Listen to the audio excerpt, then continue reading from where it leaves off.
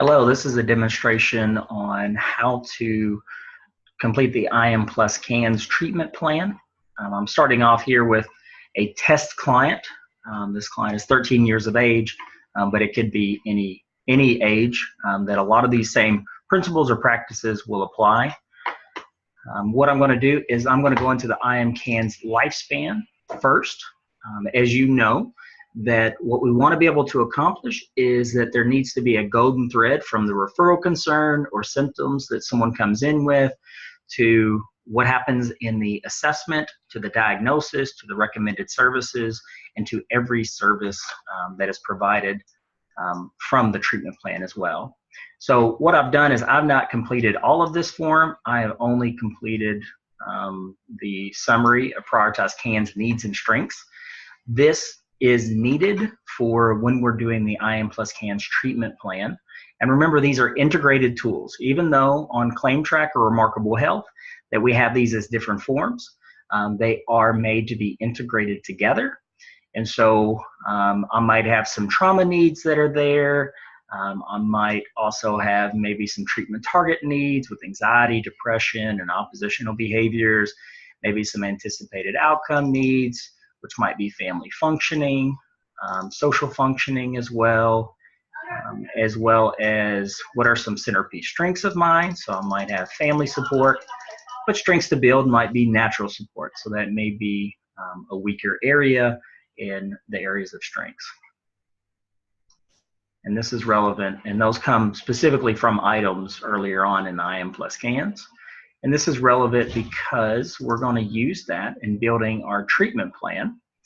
So starting off with Ariana's treatment plan, what I'm going to do is I'm going to select the type of treatment plan. For this demonstration, I'm going to say that's initial, but it also could be an update that was done. And so I'm going to say that these goals are going to be continued at this particular point. Now, at some point, you might complete goals, and you can put in the completion date. But for right now, with the initial, these are continued goals. Here under CANS items for goal 1, what I'm going to do is I'm going to list a couple of items specific to a goal. And so here I'm going to do like anxiety, social functioning. Let's say I'm going to work on anxiety as the main thing. Let's say I'm going to incorporate some natural supports as well. So I'm going to build on that strength and address some of these need areas that were identified. Since I'm working on anxiety, now in this, I want to be able to get the client's voice. It doesn't mean I have to have a specific quote from them, but sometimes quotes can be helpful because that is their voice, how they call it, what they specifically say. This is why they're coming in here. This is why they decided to come in now versus before. This is what motivates them to change. So if I say maybe decreasing the distress associated with anxiety, so one of those things about understanding anxiety that sometimes we're not going to get rid of anxiety, but instead we're learning how to cope with or decrease the distress that we experience related to that. So then under this, so this is a general goal that really all types of services could be fit into this general goal, especially if this is the primary reason why they've entered services or sought out services.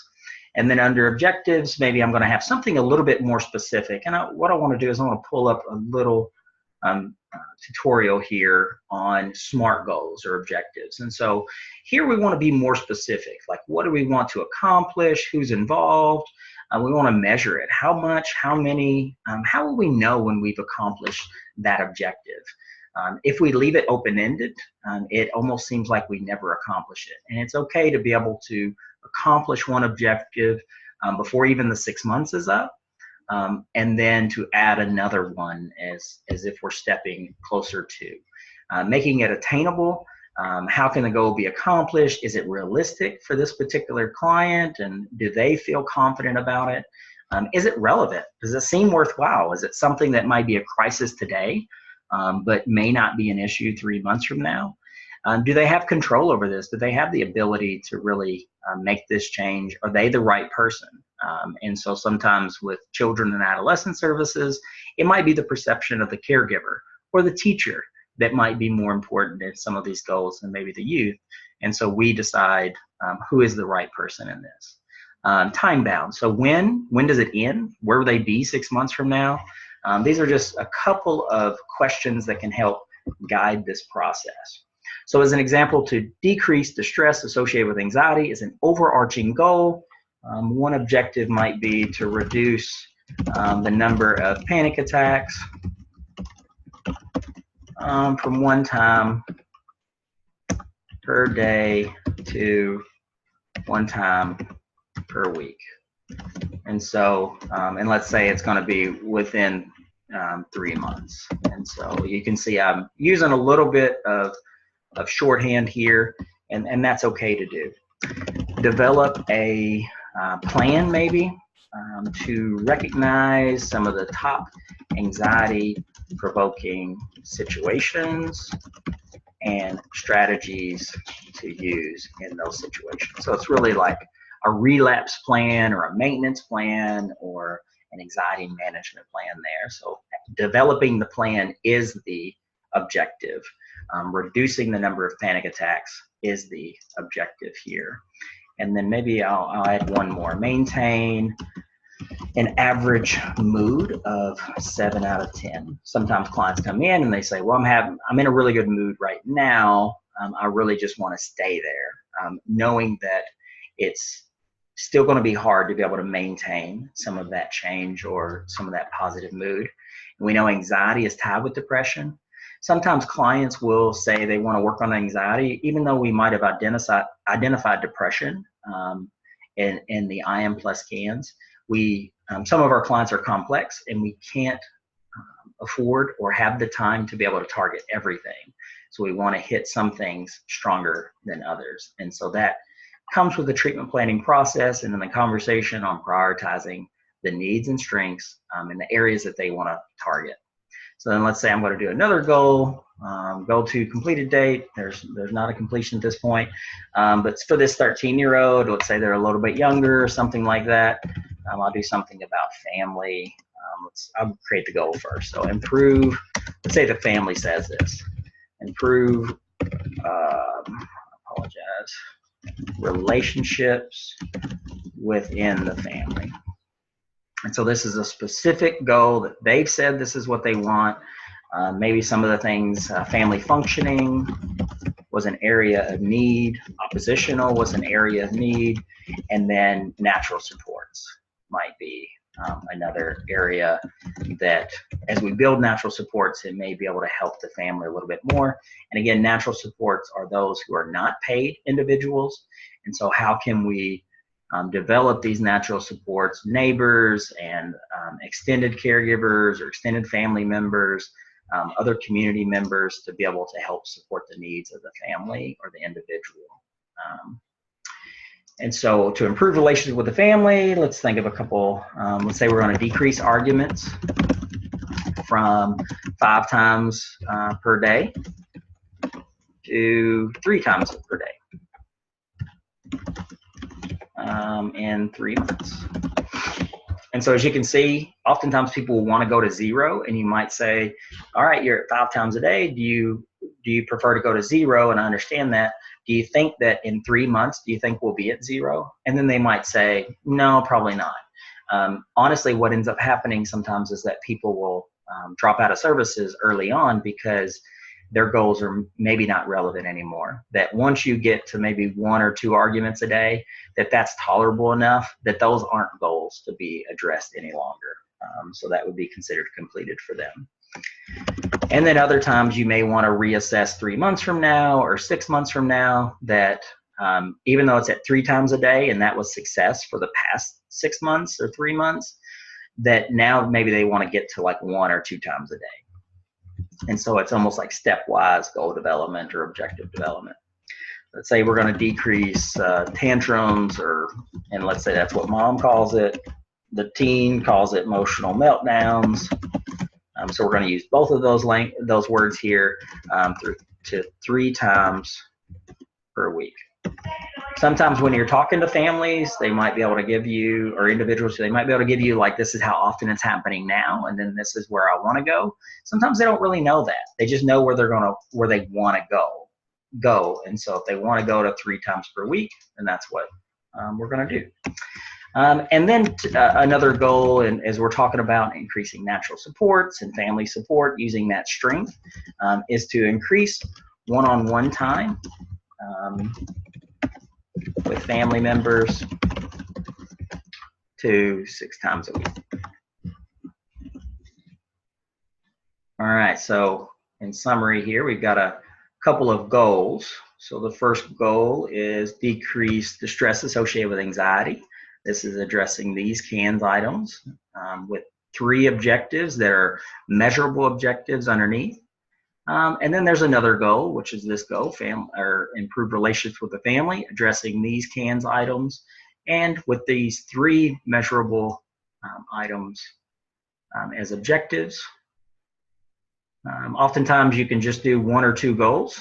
You don't have to have a goal for every specific area of need, in that if you can summarize that or create some kind of consensus around what are the overarching needs, and many times that's going to be the symptoms, or if you ever want to know more about that, just ask the question, why are you in now, or what brought you in, and then why did you choose to come in now versus 6 months ago, and that's where we're going to get the overarching need most likely in the client's words as well.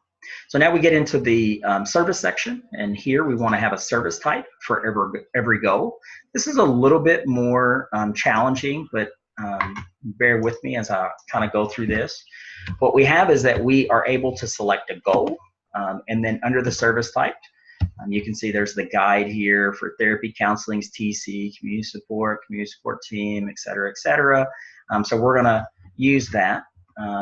And then we have a mode, which might be individual or family or group. And so you want to be able to select the appropriate mode for that. And then place of service, sometimes it's all 3 of those places. And then we're going to enter in how much are we going to provide in this particular for this particular treatment. So for therapy counseling, typically we're going to do 1 hour worth. Frequency, let's say 1 time a week.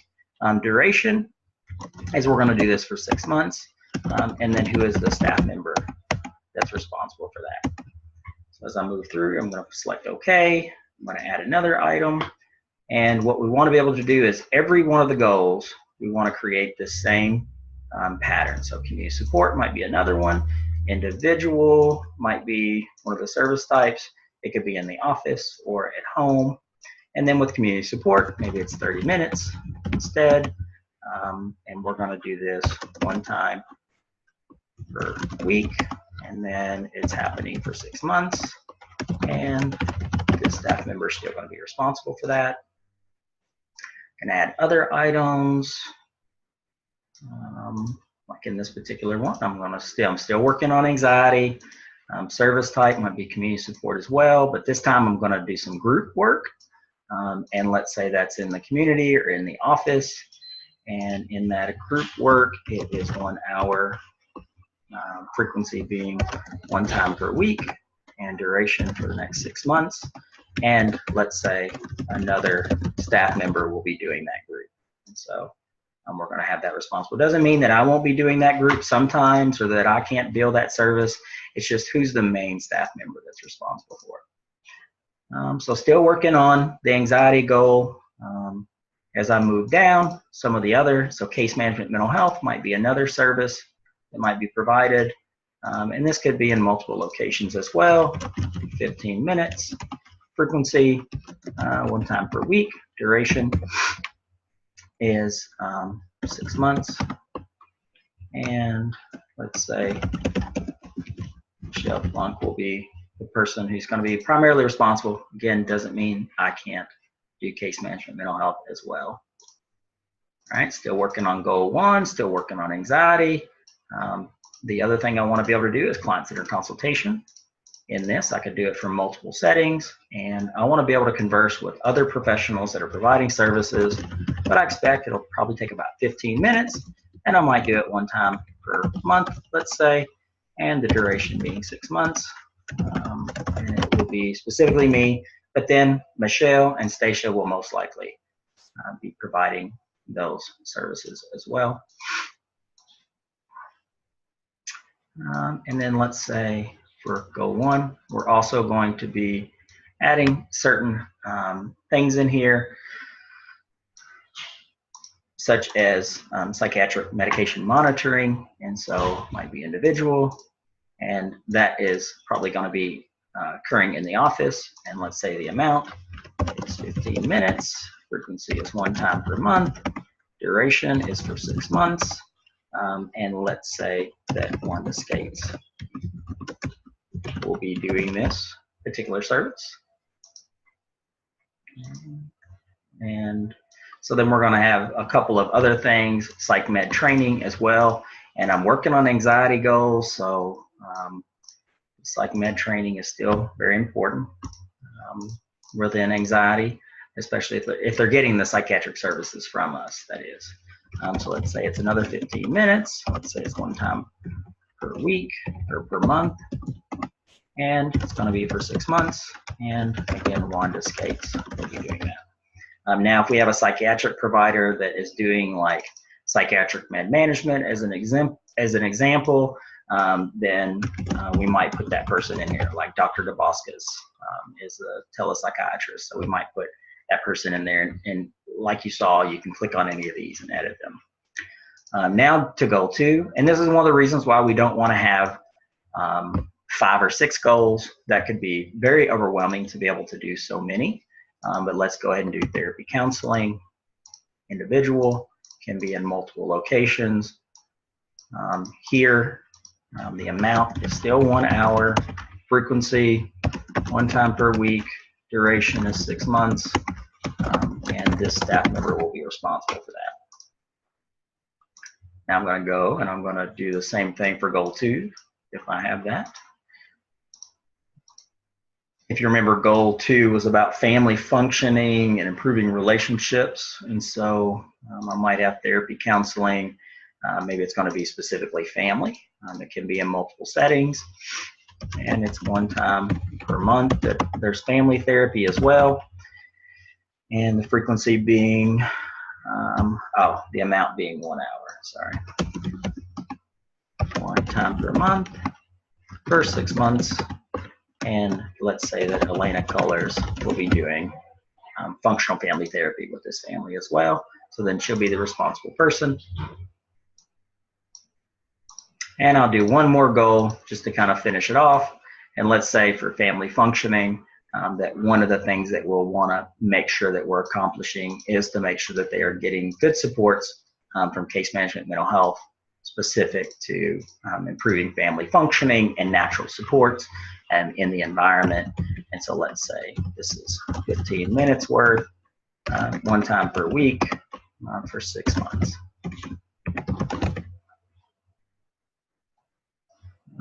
And let's say Michelle Plunk or one of the FRDs might be doing that. All right. All right, then you can see here, by letting the family know that by signing this document that they agree that they participated in the goals, they agree with the goals, and they consent to services occurring. And then we want to document somewhere if a youth over 12 years of age has refused to sign. In this situation, we want every youth that is over 12 signing the document. We have to have that. And we want every guardian signing the document as well. And lastly, for adults, we want the adult provider, which we also may add a married couple or a guardian or a foster parent to be able to sign the document, even though they may not be the legal guardian, just more to get a commitment, but understanding that we still need the legal guardian signature or the 12-year or older person's signature, given they have their own legal guardianship at that point, or they have their own ability to consent, that is. So then I'm going to sign the document.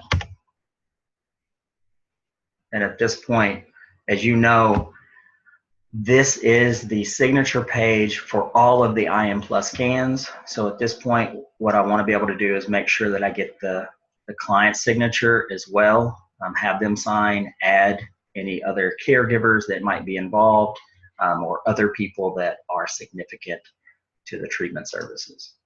I hope that this has been helpful in how to complete a treatment plan with the guide that we have now. As the state comes out with more resources and more tools, we will be sharing those tools in the future. Thank you.